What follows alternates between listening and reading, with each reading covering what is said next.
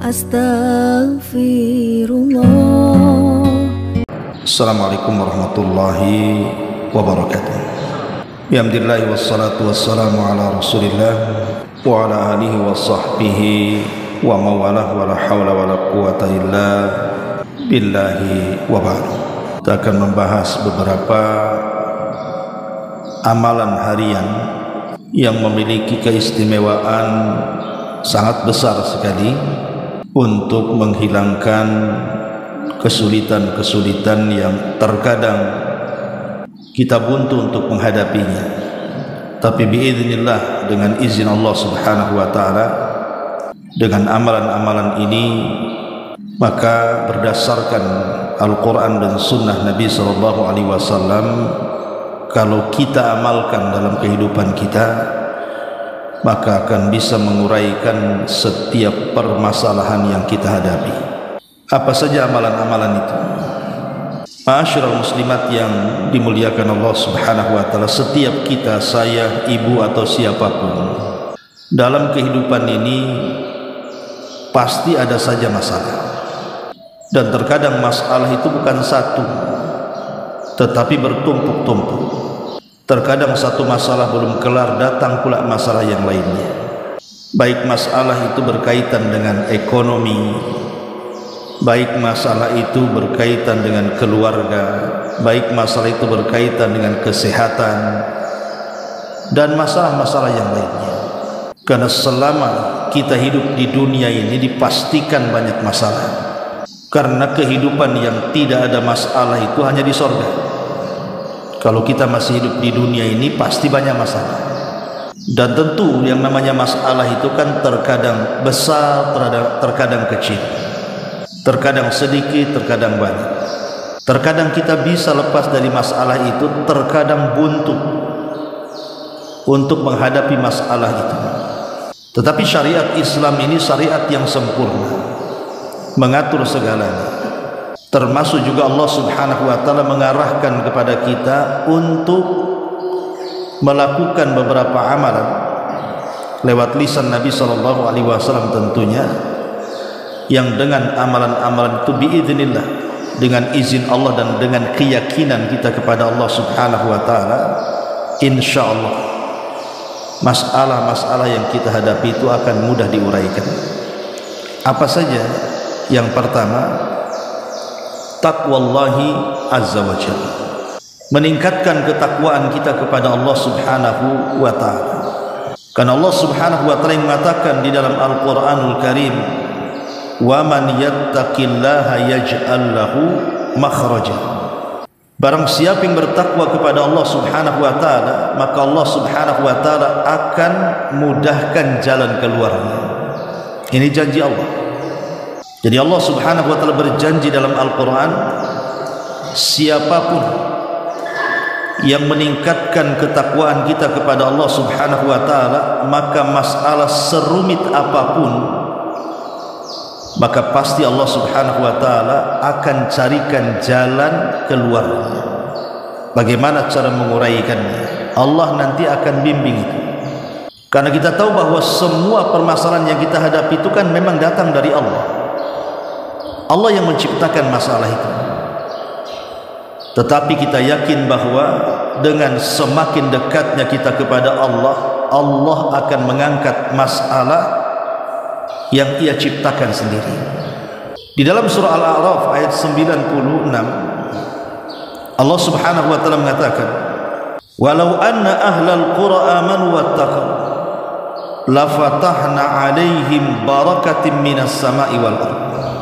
Kalau seandainya penduduk negeri itu mau beriman dan bertakwa, maka kami akan buka atas mereka berkah dari langit dan berkah dari bumi.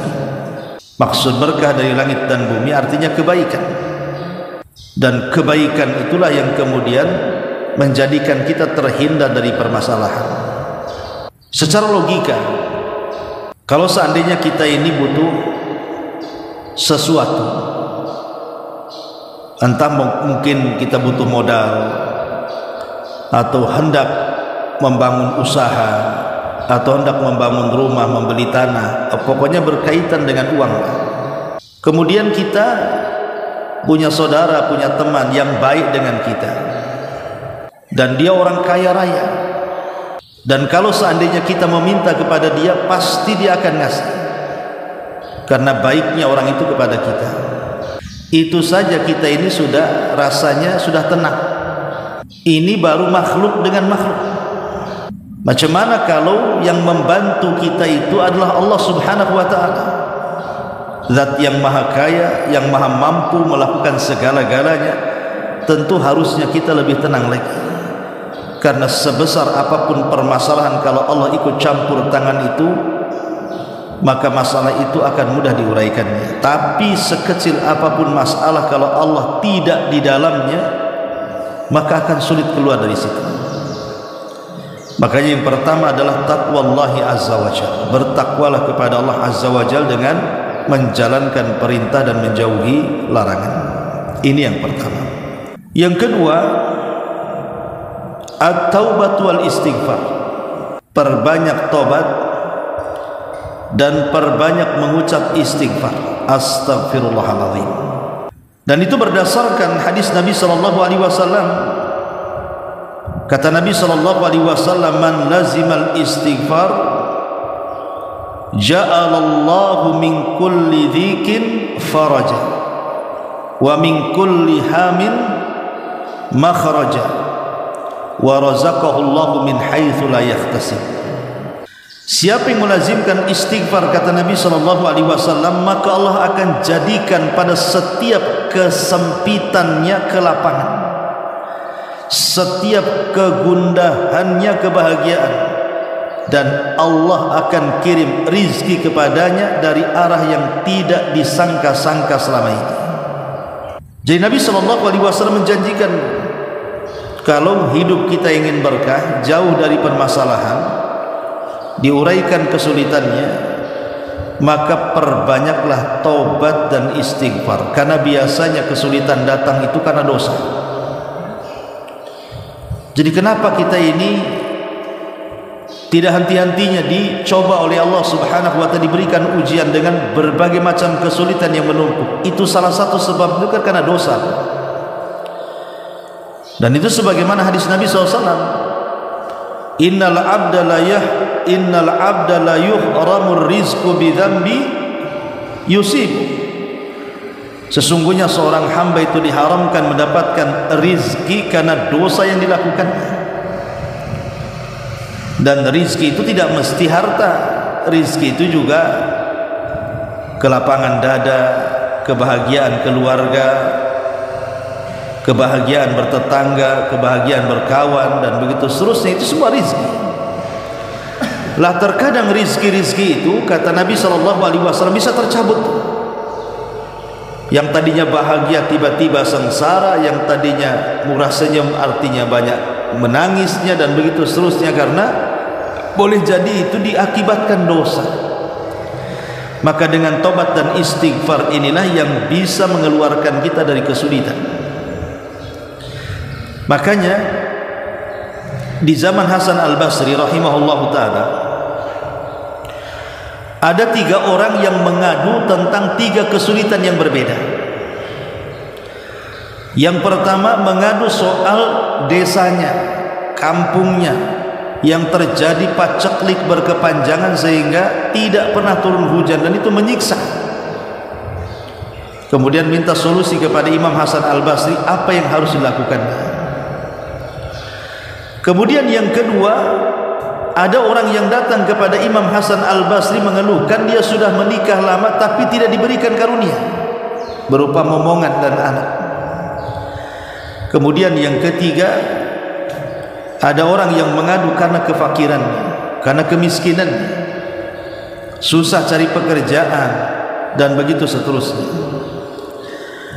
Tetapi Imam Hasan Al-Basri hanya menasihati dengan satu kata. Apa kata Imam Hasan Al-Basri? Istaghfiru rabbakum. Beristighfarlah kalian kepada Rabb kalian. Jadi 3 orang yang bermasalah dengan permasalahan yang berbeda-beda ini bertanya, wahai Imam, masalah kami ini kekeringan, Masalah si anu karena tak punya anak, masalah si anu karena kefakiran. Kenapa jawabannya sama? Kami disuruh banyak istighfar. Kemudian Imam Hasan Al-Basri membacakan sebuah ayat dalam surah Nuh. Faqultu astaghfiru rabbakum innahu kana ghaffara yursilis samaa 'alaikum midrara wa yumdidkum bi amwalin wa banin wa yaj'al lakum jannatin wa yaj'al lakum anhara. Aku katakan, kata Nuh kepada kaumnya, banyak-banyaklah istighfar kalian kepada Rabb kalian. Kenapa demikian? Karena ketika itu di zaman Nabi Nuh pernah terjadi kekeringan paceklik selama 40 tahun. Jadi zaman Nabi Nuh itu pernah tidak turun hujan 40 tahun. Bayangkan kita seminggu gak turun hujan saja, udah panas kan gitu, udah menjerit kita rasanya kan. Ini 40 tahun tidak turun hujan di zaman Nabi Nuh. Jadi Nabi Nuh alaihi salatu wassalam itu menasihati kaumnya dan mengatakan, perbanyaklah istighfar kalian kepada Rabb kalian, karena dia zat yang maha pengampun lagi maha pengasih. Kalau kalian mau istighfar, kata Nuh alaihi salam, yursilis samaa 'alaikum midrar, maka Allah akan turunkan hujan kepada kalian.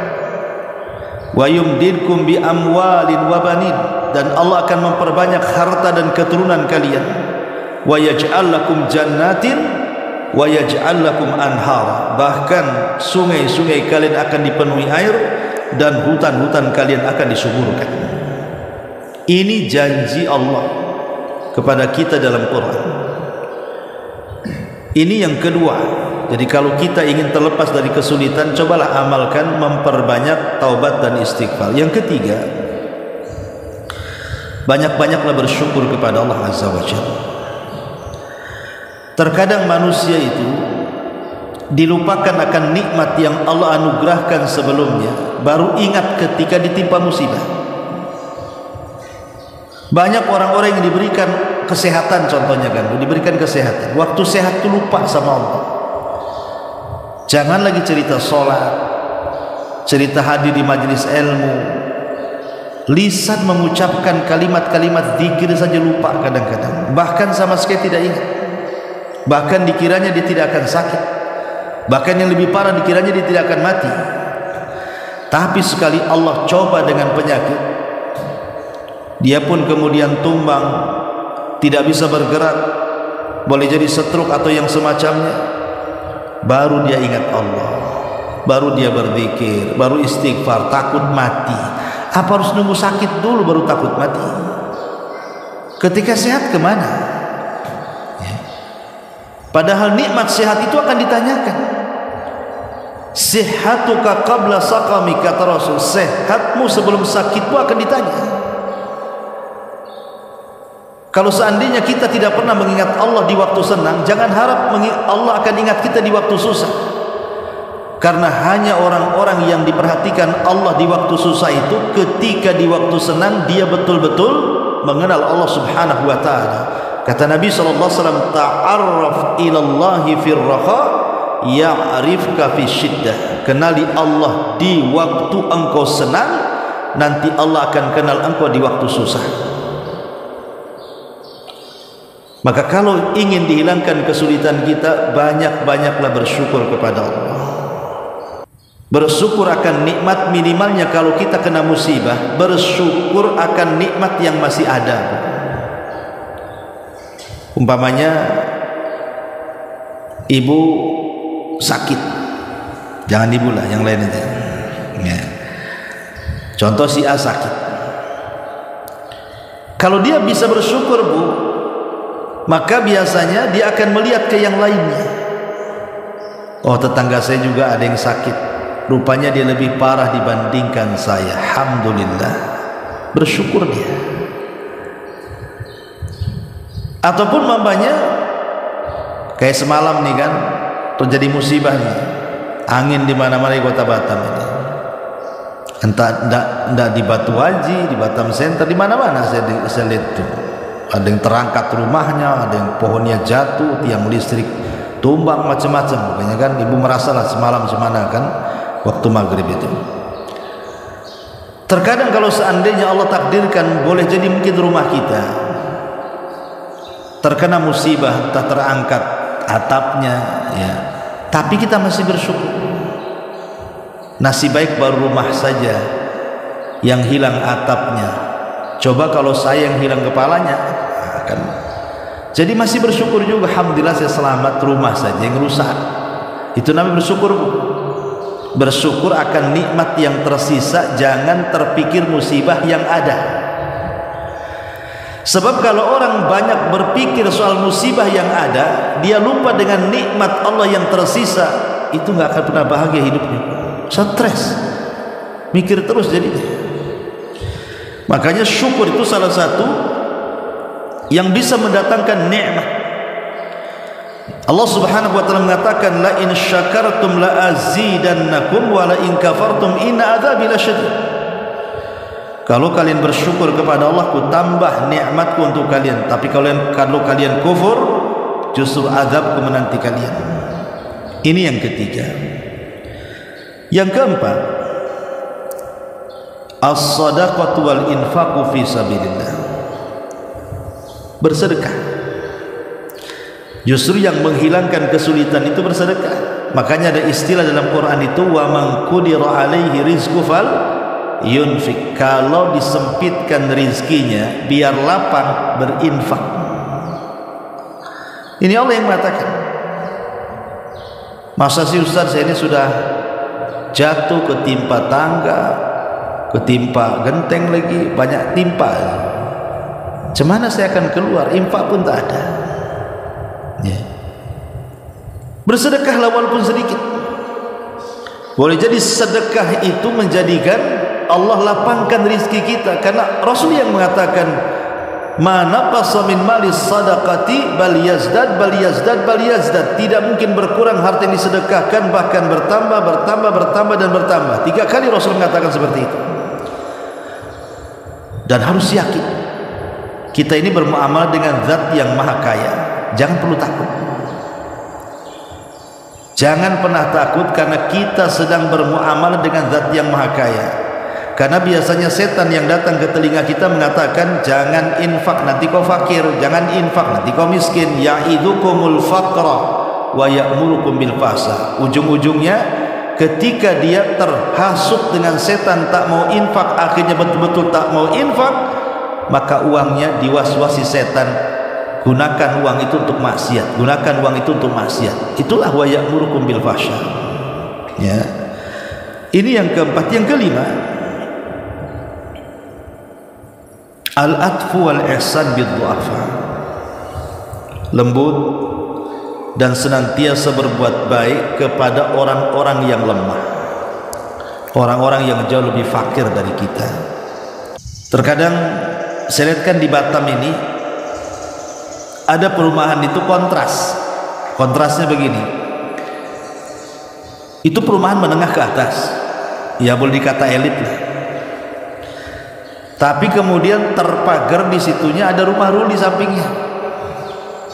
Saya lihat ada beberapa rumah orang-orang kaya raya itu sampingnya rul, di rumah liar. Orang-orang miskin. Ya. Ini terkadang ada orang-orang kaya tak punya hati. Di sampingnya dipertontonkan orang-orang lemah, orang-orang miskin, tapi tidak punya kasihan sama mereka. Pada itu kesempatan itu, ya kan? Nanti kalau digusur di situ, hilanglah orang-orang miskin itu di situ. Jadi Anda ini kalau tinggal di rumah-rumah orang kaya, siapapun lah, yang kebetulan punya tetangga orang-orang gak mampu, ini kesempatan besar sebenarnya. Supaya Allah banyak memberikan berkah kepada kita, menghilangkan kesulitan kita, bantu sebagian harta kita untuk mereka. Karena Rasul yang mengatakan dalam Al-Quran itu, dalam hadis Nabi mengatakan, hal tunsaruna wa turzakuna illa bidu'aifikum. Tidakkah kalian ditolong dan diberikan rezeki itu kecuali karena orang-orang lemah di antara kalian. Jadi penyebab orang itu bisa kaya karena ada orang lemah di sekitarnya. Doa-doa mereka itu mustajab. Ya. Dan ketika kita bersedekah kepada orang-orang lemah itu, bukan kita yang berhajat kepada mereka.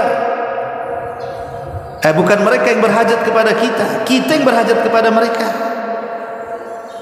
Karena ada orang yang merendahkan orang miskin seolah-olah yang butuh itu orang miskin kepada kita yang kaya. Salah, Anda yang kaya butuh kepada orang miskin. Karena Anda ditolong dan diberikan rizki itu karena mereka. Jadi menolong saudara-saudara kita yang tidak mampu itu bisa menghilangkan kesulitan hidup kita. Ini yang ke-6, yang ke-5. Kemudian yang ke-6, al-isti'anatu billah. Kalau kita banyak masalah, dirundung dengan berbagai macam kesulitan dalam kehidupan kita ini, cobalah minta pertolongan kepada Allah. Kapan itu? Ambil di waktu-waktu mustajab doa. Seperti apa mustajab doa? Malam hari, di sepertiga malam akhir, itu mustajab doa. Ibu bangun di jam 12 atau jam 1 gitu kan, kemudian mengambil wudu, kemudian ibu tahajud di situ, kemudian setelah itu angkat kedua tangan, minta kepada Allah diselesaikan masalahnya. Tidak ada yang mustahil bagi Allah. Walaupun bagi kita mustahil keluar dari kesulitan, bagi Allah itu mungkin semua. Tidak ada yang mustahil bagi Allah. Seberat apapun kesulitan yang kita hadapi, ringan bagi Allah mengeluarkannya. Karena Allah yang menciptakan kesulitan, Allah juga yang akan mengeluarkan kita dari kesulitan kan. Minta kepada Allah dengan cara isti'anah, minta pertolongan kepada Allah Subhanahu wa taala supaya dikeluarkan dari kesulitan kita itu. Kapan itu? Ambil waktu-waktu mustajab doa. Kan waktu-waktu mustajab doa kan banyak, salah satunya yang terbaik adalah di sepertiga malam akhir, dan yang lebih baik lagi di saat kita sedang sujud, karena disitulah kedekatan kita dengan Allah Subhanahu wa taala, sedang sujud, sedang tahajud, minta kepada Allah. Ini yang ke-6. Yang ke-7, akhdhu bil asbab. Ambil sebab ya. Ambil sebab. Ketika Siti Hajar ditinggal oleh Ibrahim bersama Ismail di sebuah lembah, sudah habis makanan dan minuman, tidak ada orang yang melintas di situ, tidak ada tanaman dan pepohonan, tidak ada pula makanan dan minuman. Pokoknya secara logika harus mati itu dua manusia mulia, Hajar dan juga Ismail. Tetapi Hajar mengajarkan kepada kita bentuk tawakal dengan cara apa? Akhdhu bil asbab, mencari sebab. Makanya Hajar kemudian berusaha untuk mencari air, bergerak ke sana, bergerak kemari, naik ke bukit Safa, turun ke bukit Marwah, balik lagi ke Safa, balik lagi ke Marwah, sampai 7 putaran. Ketika sana sini nggak dapat air, dia khawatir dengan putranya Ismail. Segera dia mendekati putranya, rupanya di samping Ismail ada Jibril dengan satu sayapnya menancapkan di tanah sebelah kaki Ismail, keluar air Zam-Zam. Begitulah akhdhu bil asbab, cari sebab dulu. Kalau sudah mencari sebab, nanti Allah yang kasih keinginan kita. Yang jelas cari sebab, doa saja tidak cukup. Jadi malamnya kita berdoa, bermunajat di sepertiga malam akhir, besoknya kita gerak, apa yang kita kehendaki cari. Itu paling cepat itu mengeluarkan kita dari kesulitan. Ini yang nomor 7. Yang nomor 8, tawassul bi asma'illahi wa sifatihi. Bertawassul dengan nama-nama Allah dan sifat-sifatnya, atau bertawassul dengan amal saleh dan orang yang soleh yang masih hidup. Bertawassul dengan nama-nama Allah itu ya kita sebut nama-namanya. Pamannya ibu kesulitannya apa? Oh, kesulitannya ekonomi, berarti perbanyak mengucapkan kalimat ya Razzaq, ya Razzaq urzuqni. Wahai Zat yang maha pemberi rizki, wahai Zat yang maha pemberi rizki, berikanlah rizkimu kepadaku. Perbanyak. Kalau ibu yang ingin tobat karena terlampau banyak dosa, perbanyak ya Ghafur, ya Ghafur. Kalau ibu tidak ingin dibicarakan tetangga, tidak ingin dijelek-jelekan dan direndahkan tetangga karena aib ibu yang ibu hadapi, maka ibu perbanyak menyebut kalimat sitir ya sitir ya sitir, usturni. Wahai Zat yang maha penutup aib, wahai Zat yang maha penutup aib, tutuplah aibku. Dan begitu seterusnya. Gunakan nama-nama Allah sesuai dengan hajat ibu. Ibu hajatnya apa? Hajatnya pengen punya anak, ya perbanyak kalimat ya Wahhab ya Wahhab, berikanlah keturunan kepadaku, dan begitu seterusnya. Maka bertawasul dengan nama-nama Allah dan sifatnya, atau bertawasul dengan amal soleh. Ibu teringat dulu pernah beramal apalah kan itu, entah bersedekah, entah menyayangi tetangga, entah pernah